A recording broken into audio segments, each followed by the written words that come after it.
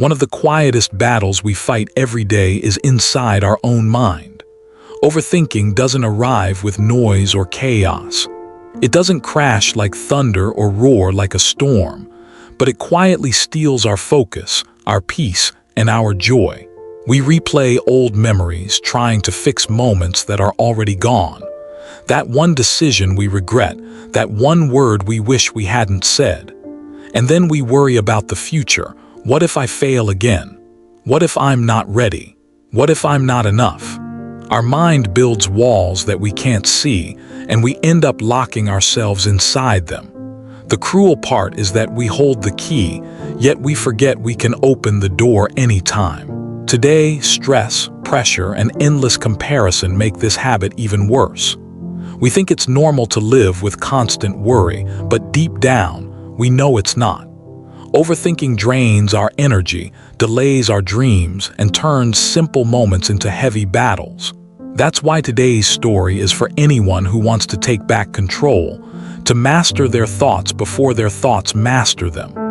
Listen closely, because one idea in this story might just change the way you think forever.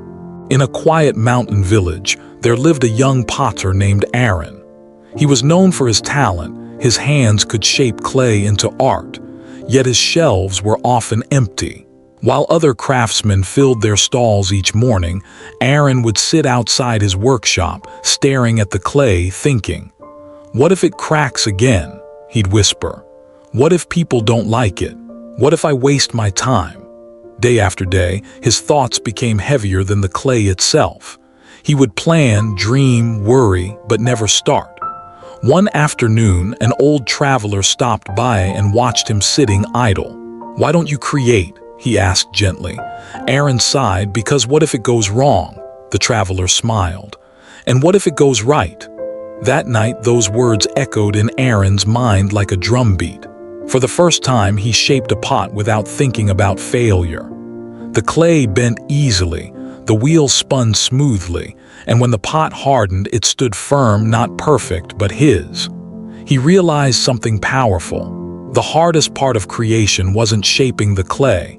It was calming the storm inside. His head days turned into weeks, and Aaron began to work more freely. But soon, the old habit returned.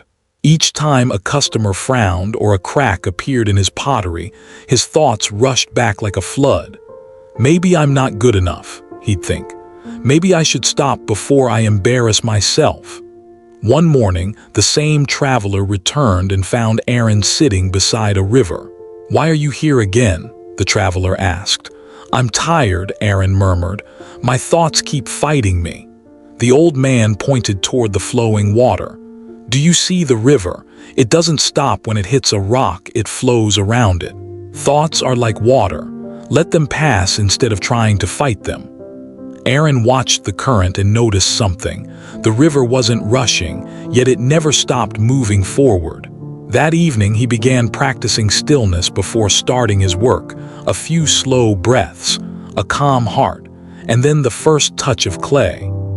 Each pot became a little better, not because his hands improved, but because his thoughts no longer ruled him. He had learned what the traveler meant. When your mind is calm, your work becomes clear. Months later, the king announced a festival, a contest for the most beautiful piece of pottery. The winner would earn a year of gold and honor. Every craftsman in the village began working day and night. Aaron hesitated. "What if I fail in front of everyone?" he thought. But then he remembered the river. He closed his eyes, breathed deeply, and whispered, "Let my thoughts flow, not stop me."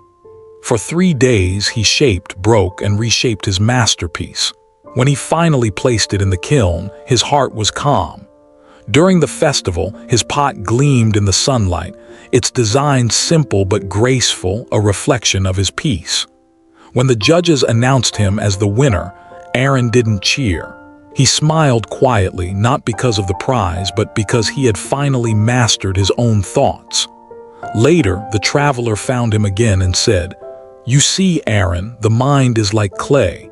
If you press it too hard, it cracks. If you handle it gently, it takes the shape you desire." From that day on, Aaron taught others not only how to mold clay, but how to mold their minds.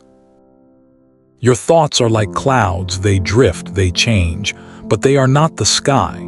If you chase every cloud, you'll forget to see the sunlight. Most of the fears that stop us live only in our imagination. The truth is, life will never wait for you to feel completely ready. The river will always have ripples. The wind will always shift its direction. And your mind will always whisper doubts. But if you keep waiting for your thoughts to calm before you move, you'll miss the moments that could have changed everything. Start anyway. Trust the flow. You might just discover that peace was never something to find, it was something to choose.